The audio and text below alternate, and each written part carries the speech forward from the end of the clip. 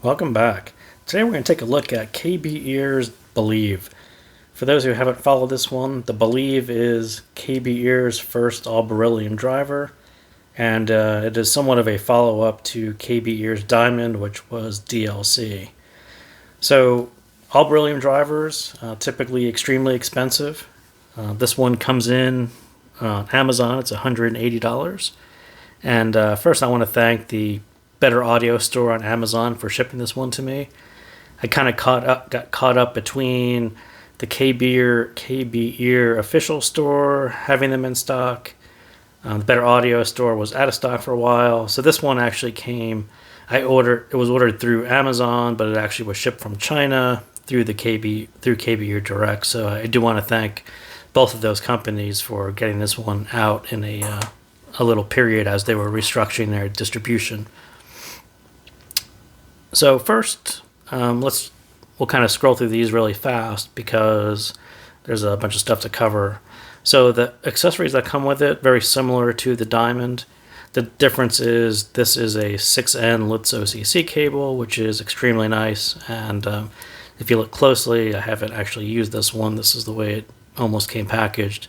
So the problem is, and we'll talk about this in a little bit, is that this one needs amplification, and my Q Deluxe requires a 2.5 millimeter balance cable to get the most power. So I did not use this one, but it is super nice, and I do hope that KBEAR actually ships this one out as a separate cable because it's actually quite nice. It's very much similar to the Litz OCC cable, which I think is 4 ends instead of 6 ends. So this one is quite nice. So a multitude of tips, a very nice leather cable.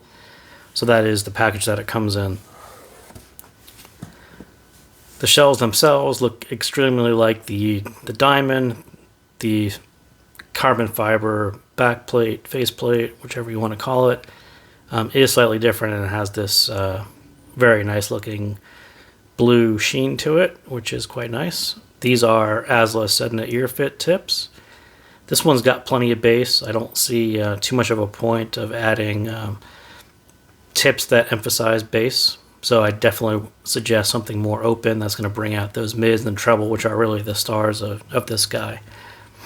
For cable, for this almost the exact same reason. This is the KBEAR Limpid Pro cable. So this is the 8-core version of the Limpid cable, which is a 4-core version. So this one is a thicker, more substantial version of the Limpid, which I've been using quite a lot. And if Courier Driver is out there, he had actually asked about the this little neck thing, which is very hard to move. So I'll cover this in a separate video a little bit later, but that is the Limpid Pro cable, and that's the one I used, and essentially for the same reason. There's no need to emphasize the bass end with copper or bring down the treble, because it's actually very nice on this set. The silver for me really doesn't touch the bass, and it just elevates the mids and the treble a little bit, kind of lifts them off the page, makes them more noticeable. So very nice effect there. So again, thank you to the Better Audio store. It's about $180 today. If you look on the KBEAR official store, it is coincidentally $180. If you look closely on Amazon today, it's actually $10 less. So it's one of those odd days where it's cheaper to buy it on Amazon than it is to buy it from KBEAR official. But thank you guys anyway for shipping that out to me. So what's the big deal with pure beryllium? It's a metal material as opposed to most drivers, which are paper covered in either a carbon or some other fancy material. So beryllium is found in just a few higher end $1,000 IEMs, and as soon as KBEAR mentioned it, expectations really shot up. Oh, it's going to sound like $1,000, $2,000 other IEM, and so if you have those expectations, I'm not sure this one is going to meet those expectations. It just doesn't have some of those technical capabilities that those are going to have. So if you're expecting something very tight, very fast, precise, that's not exactly what the Believe is. But if you consider it, is it price appropriate for $180 or $150 or $120, whatever the price was on 1111, then you're pretty much in the ballpark of the sweet spot of what this one sounds like. It's not budget chi-fi. It's pretty firmly in that mid-fi segment, and so I do think the Beryllium nameplate, I'm not, those expectations I'm not sure are going to be met. So if you had ignored that piece of it and just said, well, it's a $180, $150 well-tuned, warm U-shape, I think that would have been less hype about it, but more appropriate to what it actually sounds like. So as I was sort of alluding to, it's not a technical showcase, but it's got high musicality. And it's a difficult thing to talk about in the sense that some people really, if you're talking about a Beryllium driver, you really want these technical capabilities to shine. And they're there, but they're not going to shine in the way that you're expecting. So it's much more of a warm musicality. It's why people don't like the Blonde. The Blonde has this slower, bassier sound, which annoys people who are very much into technical showcase IEMs.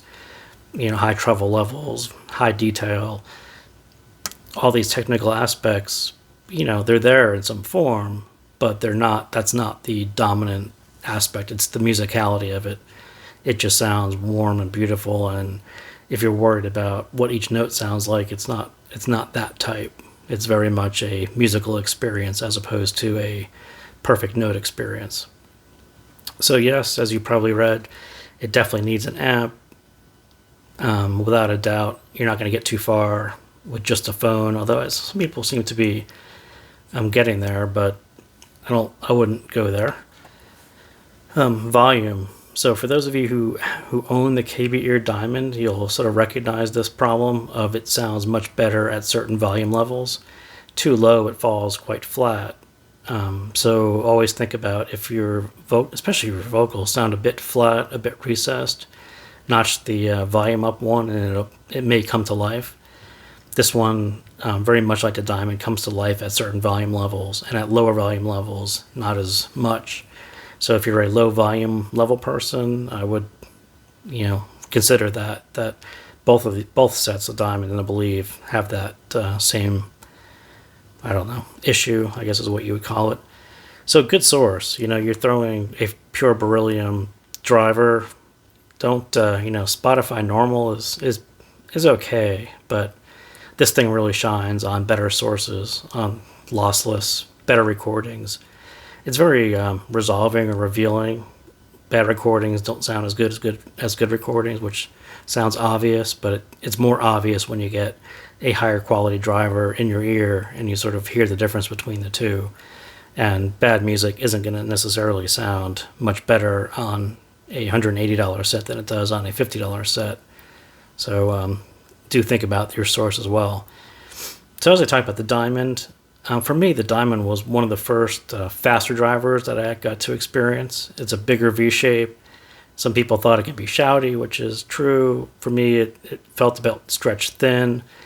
It was really trying to stretch this dynamic driver all the way to the treble, sort of this end-to-end nice sound without stretching it too thin that it was too lean and shouty, but it was very much right on the border. The Believe is much more relaxed, much smoother, more U-shaped as opposed to V-shape. It's just when I first heard the Believe, I didn't think there was that much in common with the Diamond. And then as you listen to it a little more, maybe it's a little closer, but it's a very much smoother, more laid back, warmer sound than the Diamond ever was. And I like two different styles of music. The Diamond, I very much love how hard it hits. That mid bass hits really hard, big V shape. It attracts me to more higher energy music, and this is much more of a vocal, laid back, warm, cuddly sound. Just two different styles, but I wouldn't say one is any better than the other. I would just say they're different, and some people are going to prefer one or the other one. So that sound and tonality, warm, relaxed, organic, natural, balanced is is sort of this piece that gets this beyond maybe budget range into mid-fi range. You know, how it goes from end to end, from bass to the mids to all the way to treble, without having any major issues, without having the treble rolled off so much that you can't hear it, without having it go metallic. You know, pulling off this end-to-end tuning that sounds quite good is I think where it firmly feels about right price-wise. So I think they kind of nailed that piece of it, especially this balanced U-shape where there is a good amount of treble to balance off this high amount of bass that you get as well. So quite good. I think the balance piece is having the treble be a part of the total sound as a nice component to the whole track is, I think they nailed that. It's the CS6, the CCA CS16, a little sibilance there for those of you who are listening along. Kind of similar, but this pulls it off in a much better fashion. The treble is actually just a nicer tone to it, better quality, more detail. But you know, that one I think was $99. So like I said, I think this one not too far off in price on that side. So the bass out of the box, bassy. For those of you who pull this out and try to do it with your phone, it'll be really bassy and really slow.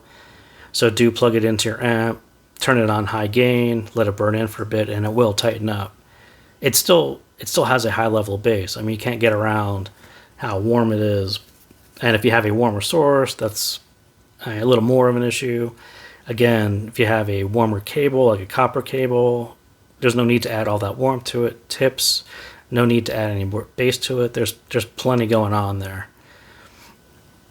So again, this is one of these pieces on expectations on Beryllium. People are expecting a very tight, very fast bass response, and it's just not that.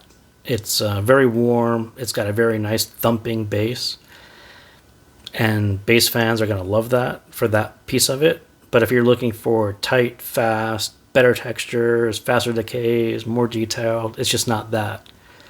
And so do take that into consideration, because I know a lot of people, especially blonde BL03 haters, you guys have real issues with that much bass and then having the speed of it be a little slower. This one is better, but you know, it's in that style of a slightly slower, more bassier sound, a warmer sound. So do take that into consideration. Yeah, so it's a bit diffuse. Like, it's just not as tight as I was expecting. So a bit diffuse. The lower bass is actually kind of nice, and it rolls off into a nice low rumble. It'll rumble a bit. It's not that rumbly though, without EQ anyway. You can definitely EQ this sub bass, jack it up, and it'll rumble as much as you want. But I'm not sure that adds too much to it, other than you get a better rumble to it. I mean, there's just plenty of bass going on there. It's nice and thick. There's not that much need to add any more to it. So the bass piece of it, I think, is the closest that I would say is, you know, closer to cheaper competitors. I think it would be really difficult to judge blindly the bass on the Believe to something that's a closer competitor or cheaper, especially if you're a multi-high driver BA guy and you're used to something very tight, very fast, or even the Lark, which had that really fast decay bass. Just not there. Just quite different. So is it much different than the TRN VX or the ZAX? You know, I think it's more in the ballpark of that same bass quality than you find on something a little cheaper. I think it's the weakest part of the Believe, because it's the one that sounds closest to things that I've already tried. But for bass fans, it's quite nice though. So the mids, the lower has this thick sound to it, and it inherits some of this bass thickness, not so much bleed wise, but the lower mids go quite deep. And so this track, Brothers in Arms by Club for Five, this guy, that first vocal, this guy has a super deep voice. It is super thick. And is it too thick for some people? I think in isolation, the bass itself probably sounds a little more emphasis than what people are going to think of or expect. But when you hear it together in a track. It's not nearly as thick as one it is in isolation. So, I kind of throw this track in there because it shows how deep it goes. But generally, in the middle of a track, it's much better. So the mids, even the lower mids, nicely forward, they still have this natural sound to them, even though it's deep and thick. And it's really a smooth vocal showcase. Instruments sound pretty good. I mean, they definitely sound natural. They don't sound overly sharpened. There's kind of an organic tone to them. So, but vocals, I think, is where it shines.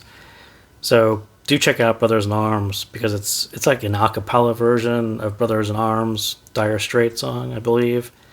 And so you just get this nice range of male vocals and female vocals, and you'll sort of get an idea of how thick the lower males are versus how this thing kind of thins out a little bit into a very nice tone in the upper mids.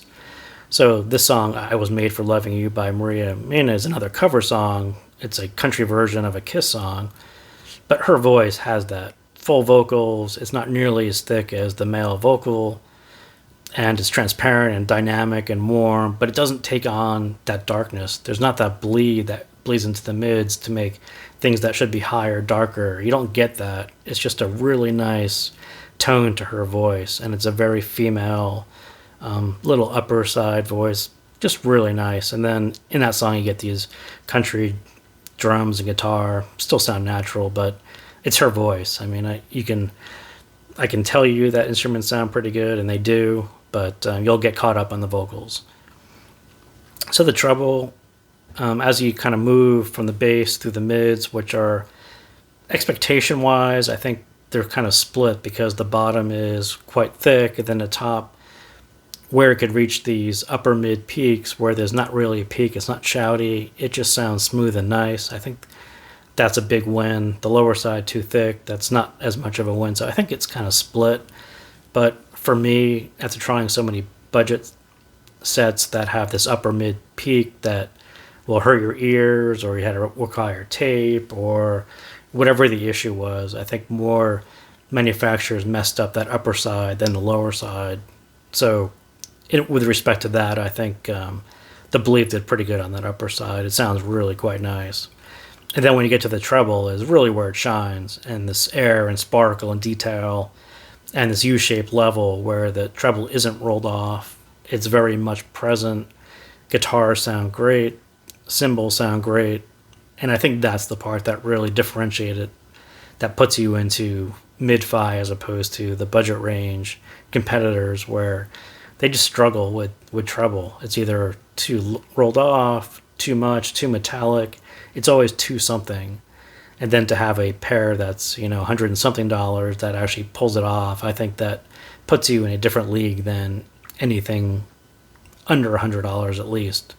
So for me, that was the part that really stood out, and how that treble influences all the other sounds in the track and takes part of instruments and notes. And yeah, it's just kind of all there, and it all comes together in a very nice package when you hear that treble level and the quality and the detail. So very nice. So Van Halen's You Really Got Me, that remastered version. Eddie Van Halen passed away a little while ago, and I sort of noted this one that I would go back and listen to it. Those remastered Van Halen CDs are really, really good. Someone mentioned it, I think, on the Blonde BL01, and then I noted it, and then I finally went back and listened to it. But, his guitar and those energetic cymbals and that drum and the bass, even the backing vocals pop on this one. The separation, again, this is one of those Beryllium things that people are going to expect pinpoint precision, and, it's not quite there. It's okay, though. It's pretty good. But if you take it as a musicality exercise and not so much a technical showcase, just like that. So separation is good, but it's not amazing or astounding or groundbreaking for $180. So, but yeah, really great track. Guitars really stand out. Nice level, not piercing, not distorted. So yeah, I think the treble really adds that cherry on top to all the other sounds in the mix and instruments, and really, really nice. Very much like that. So Soundstage, again, Beryllium expectations. It's going to be super wide, but it's not. It's wide enough. I even expected more. It's not bad, but it's just wide enough is what I would call it. But there's some nice depth to it, and that's another thing that is harder to find in budget sets. Having a real sense, and going back to Brothers in Arms or even hers is not as much. But Brothers in Arms, those locations, there is a really nice sense of depth. It's not nearly as deep as it is wide. It's still wider than deep, but just to have a sense of depth is something that's really harder to find in the budget area and a lot of the sets that I deal with.